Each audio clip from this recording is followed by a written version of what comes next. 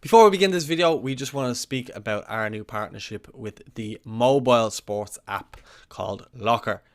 Locker is a new sports app whose mission it is to centralize premium sports content and put the power in the hands of fans to personalize their world of sport from sources they love and trust. It's recently launched and is available in UK and Irish app stores. It's free to download and it's great for football fans. So ahead of the internationals, give it a download and let us know what you think. We will be announcing more about this partnership in the coming weeks, but you can list your favourite club, whether it's in the Premier League, whether it's in the Scottish League, whether it's in League of Ireland, and you can have all your stuff listed in a feed designated to you, and you can get push notifications as well to your club. So check it out, it's free to download and the link is in the bio. Hello and welcome to Irish Football Fan TV. We're here at Celtic Park for our match preview. Scotland versus the Republic of Ireland. We know it's in Hampden, but we said we'd come to a nice place, a nice familiar place where they do like the Irish around here. So I'm joined by Gary. This is our first time doing this kind of, away from home, doing it together. A match preview. It's actually nice to be kind of away somewhere else other than a computer screen. But talk to me, going into this one, how are you feeling? We know they beat Ukraine 3-0 the other night, which was probably a shock result, considering we all thought Ukraine were the strongest team in the group, and we were ultimately shocked that we beat Scotland 3-0 in the Aviva as well. Yeah, I mean, I was shocked at the result, Paul, and it's obviously a very bad result for us. We ideally wanted a Ukraine win or a draw, but I mean, Scotland were worthy winners, and they had come off a very bad June. I mean, make no bones about it, they'd been knocked out of the World Cup, battered by Ukraine in Hampden. They were battered in Dublin. Okay, they beat Armenia twice. I think they needed a bit of luck with red cards as well. But it seemed to be a totally different team. Maybe it seemed to be the team that had played last year in World Cup qualifying, because Steve Clark seemed to have got a tune out of this Scottish side, but it all went wrong for them in June. So it's probably going to be a lot tougher tomorrow night than maybe we thought last week. But we still have options. We can still top the group. If we win our two games and Ukraine draw their two games, we top the group. No, it's a bit of an ask, but irrespective of that, I mean, we finished June very well with the win in the Aviva over Scotland, a great draw in Łódź against Ukraine. If we can carry on from that and at least get a result tomorrow night, at least get a draw and beat Armenia, even if it means a third place finish, which it probably does with the other results, it almost definitely will actually. But I think avoid defeat at least. Great to win. That would do me, and we can build on that for the qualifiers for the Euros then. Yeah, well, you look at it and you think back, the Obafemi Paris partnership. Will that be used again this time around? We don't know. Scott Hogan's coming in good form as well. Callum Robinson has been used in the past, Ogbene as well. So we do actually have options. I wouldn't say everyone's in red hot form, but I'd say Chio is in good form and Scott Hogan. Maybe not so much Obafemi and Parrott, but maybe it could be a chance. Like, I wonder if Stephen Kenny will go with a bit of a wild card on this one, just purely down to the fact that if you actually look around, the better players, or more senior players, I would say, haven't been playing. The Colemans and the Dohertys and the Duffys, who, we're kind of quite heavily reliant on more often than not, and they probably won't feature. Well, I think Doherty will feature, but I think Coleman or Duffy or both, could miss out on this one and be brought back in against Armenia. And you've got players like Darragh O'Shea, who's captain at West Brom now. He's in good form. He's doing well. I suppose from a defensive point of view, we're in good shape, but maybe not so much midfield and attack. Yeah, in defence, I'm not too concerned. Okay, Andrew Mbamidele is a loss. Gavin Bazunu will obviously start in goal. Nathan Collins and John Egan are nailed on to start. I'm assuming Matt Doherty will start as right wing back as opposed to Seamus. Seamus might start as the centre back. I think Shane Duffy and possibly Darragh O'Shea, as you mentioned him, he's in good form. Would we maybe go for the younger option in the? But Stephen has plenty of options at the back. Midfield, I think we're reasonably well stocked as well. The up front will be interesting. I mean, you mentioned Troy Parrott and Michael Obafemi. I said if you'd said in June they'd been nailed on. There's been issues at Swansea. Michael Obafemi wanted the move. Swansea wouldn't sell him. and he hasn't made the squad since. I think he's fit and firing, raring to go. Scott Hogan, 5 goals this season, including a hat-trick. He is absolutely flying. Stephen likes to pick players who are in form and who are flying. Callum Robinson's getting good game time as well. Troy Parrott is playing for Preston. He mightn't be banging in the goals, but he's playing regularly. So I think we'll see Troy. I actually think we probably will see Michael Obafemi. It depends how we can't see how they're doing in training. But I wouldn't rule out Callum Robinson, and Chidozie Ogbene has never let Stephen down either, and he's got pace to burn, which will definitely trouble the Scots. Yeah, we can't forget as well, Nathan Collins will more than likely be in that defensive back 3 if he goes with that as well. So I think he will kind of stick with his, he calls it 3-4-3 or 3-4-1-2 or whatever way you want to call it, which is quite flexible. So I think he'll stick with that formation, and then it's a kind of matter of, the personnel, who does he bring in, who does he leave out. It will be interesting, because if he leaves out Duffy and Coleman, who both been captain for him mainly, and probably John Egan, they're probably the 3 he would have as the captains in the change room there, or in the dressing room. I mean, I did an opposition preview yesterday with 67 Hale, and he was quite confident. Scotland are really going to be up for this. Even though Nathan Patterson's out, they have that lad Hickey at right back to come in. Kieran Tierney at left back seems to be a better option than Andy Robertson in their eyes. Just for the Scottish team, he didn't take away what he did at Liverpool.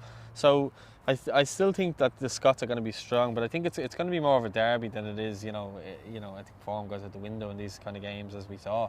When we won the game in the Aviva. But I think the key for us is not to be giving them chances early on, not to be giving them, a reason to try and get an early goal. We need to be safe for at least 20 minutes, and then try and hit them on the break if we can, I think.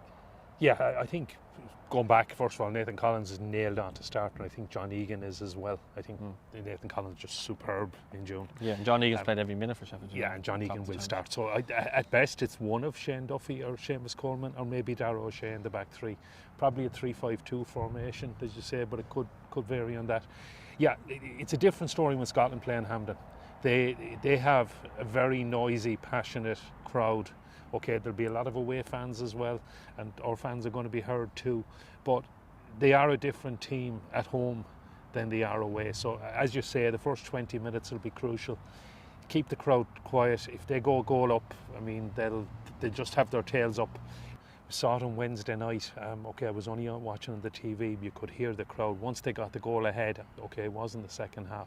There didn't seem to be any way back for Ukraine. They were just crowd, the passion, the noise, they were just going non-stop. So I really don't want to go behind tomorrow night. We could take the lead, that would really quieten the crowd.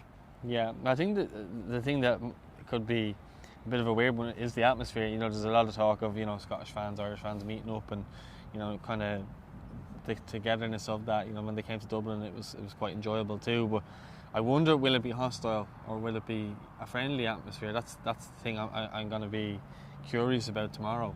When I look at the game, and coming from our perspective, I think he'll probably stick with McLean. He hasn't done that badly. That he was really good against Scotland at home. I think he'll stick with in midfield. I think he'll stick with Malumbi, and I think he'll stick with Josh Cullen, like he always seems to when he's fit. And then there's a couple of positions there probably up for grabs. Does Hendrick play? Does Jason Knight play? Up front who plays? And so there's a couple of positions there definitely up for grabs. And I think it's one of these games where this could be a game where someone gets the jersey or takes the jersey for their own for the foreseeable. Yeah, I think he will play Jason Knight. I'd be pretty confident he'd play Jason Malumbi as well. I think maybe it would be the other way around. I would have expected Jason Knight and probably Jason Malumbi. Josh Cullen obviously is nailed on to start. There are options up front. Maybe no definites. I think Troy Parrott maybe, but anyway, we'll see who he goes with. The only thing I'd say about Troy is he is playing every week. He might not be scoring, but at least he'll be fit and playing. Whereas Obafemi, not so much. Chio playing, Scott Hogan playing. Robinson playing, maybe not in the best form, but playing. So all these players are playing, which is good, at least playing at their clubs, rather than we've been in international windows where a lot more players haven't been playing at their clubs. And even Hendrick's playing at Reading now as well. Yeah, yeah, that's true. Although I don't think the Reading fans are too happy with him from what I'm reading, but who knows. Going back to the atmosphere, yeah, this is a bit of a strange one. I've always found we get on great with the Scottish fans. It's always been a bit of a party. But chatting to a few people who were actually here in Celtic Park, I was here myself in 2014, and quite a few of them found it to be quite hostile. Now, I'll be frank, I didn't. But there were a lot of Irish fans in the home end who seem to have a lot of problems, and I know quite a few of them are not coming back. Well, it's back to Hampden this time.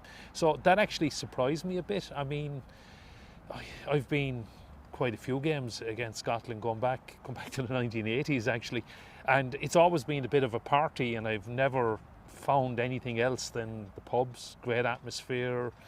Certainly haven't found anything here. And so, I don't know, you could be right about the hostile atmosphere. Certainly it depends who you talk to, but I certainly haven't experienced it. No, yeah, I don't know. Like, I'm just saying, it's going to be interesting. I'm just curious to see what way it actually will be. You know, I know there's a lot of Irish fans that have got tickets for the home end for this one. So, you know, I suppose time will tell on that one. But just kind of, are you optimistic? For me, I was optimistic, and then I saw the result against Ukraine, and it kind of, as I said, threw a spanner in the works for me. And I'm kind of like, okay, maybe not so much. Maybe we're getting a bit too confident again.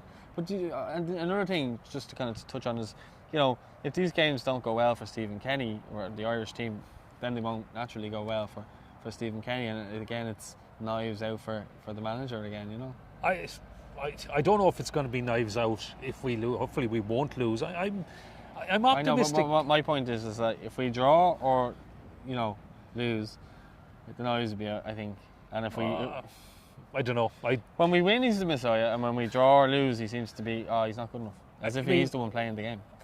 A draw, as the way the group pans out, a draw will probably mean we finish in third place. I think even if we were to lose in Hampden tomorrow night, I don't think it's an absolute disaster. I don't think the knives would be out. If we didn't beat Armenia, if we ended up getting relegated, then I think the knives could be out if it went totally wrong. But I really don't see that happening. I know what you're saying, because just about every window it's either Stephen Kenny is the Messiah or Kenny out. I think at this stage the FAI have decided Stephen's the man for the Euros. I think he is going to be the man, unless it goes disastrously wrong against Armenia, more so than even tomorrow night. I mean, I don't think Ukraine are talking about sacking the manager because they lost 3-0 to Scotland. So I think we're probably going to have to move on from Kenny is the Messiah, Kenny out kind of stuff. Yeah. I think he's going to get the next campaign, barring absolute disaster or anything like that. So I think Stephen Kenny's going to be in place to draws next month, and ultimately it would be nice to build on the games from June. I think if we avoid defeat tomorrow night, it might still only mean a third place finish in the Nations League group, but at least it would we can finish on a positive, and we should beat Armenia on Tuesday. But it'd be very disappointing if that ends in anything other than an Irish win. Yeah, well, we owe them as well. I suppose that's kind of a nice little segue just then to bring it into your prediction for the game tomorrow. I'm going to go with the old stock prediction for any Irish team. I'm going to go for 1-1. I think we'll take the lead and Scotland will equalise. Okay, I'm going to go 1-0 to Ireland. Obafemi. I'm going to go for that. 1-0 Ireland, away from home. Long shot, but yeah, I just want to. I want to see some. Stephen Kenny spoke a lot about conviction in his press conference the other day, so, you know, it'll be interesting to see what he has to say today. And also, a lot of the stuff we said there, we don't know if there's any injuries as of right now of recording. You know, we are going to the press conference later, so we'll find out if there's anything there. But for the moment, it seems as though all is kind of rosy there. Scales is in for Omar Bamadelli, and that's the only real injury concern that I can think of in the squad. So, yeah, enjoy the game, and if you're watching this, let us know your thoughts in the comments. Are you feeling optimistic? Are you feeling pessimistic? Are you over in Glasgow? Are you going to meet us for a pint? Are you going to come say hello? All those things. Let us know your thoughts in the comments. Don't forget to like the video. Don't forget to subscribe. And yeah, we'll speak to you soon.